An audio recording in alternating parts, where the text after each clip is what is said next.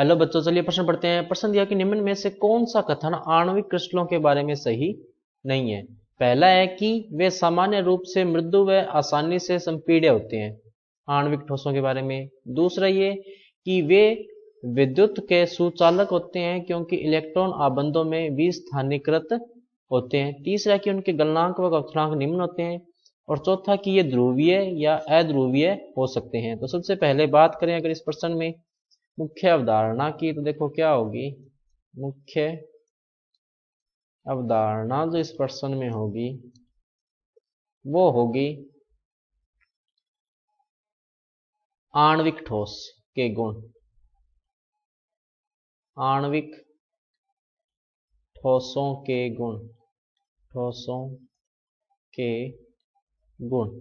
तो देखो क्या गुण होते हैं आणविक ठोसों के। तो सबसे पहली बात कि आणविक ठोस जो होते हैं, आणविक ठोस दुर्बल बलों द्वारा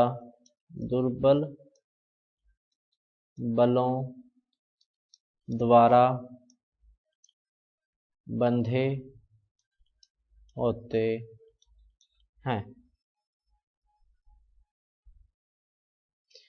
दुर्बल बल कौन से होते हैं? सामान्यतः वांडरवाल बल होते हैं, वांडरवाल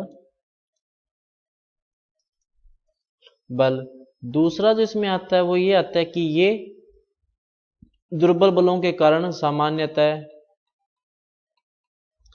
सामान्यतः मृदु या कोमल होते हैं, कोमल होते हैं।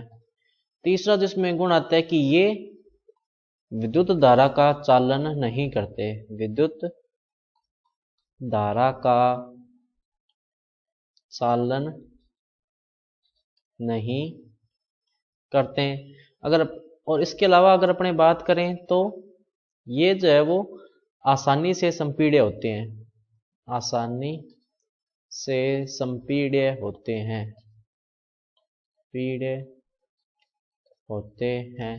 बात करें अगर इसमें उदाहरण की, तो देखो जैसे हाइड्रोकार्बन होते हैं, जो हाइड्रोकार्बन। अब हाइड्रोकार्बन में देखो जैसे एल्केन हो गया, एल्कीन हो गया, एल्केन, एल्कीन, एल्काइन। इसके अलावा HCl जो गैस होती है वो हो गई, या Cl2 हो गए। ये सारे के सारे क्या होते हैं?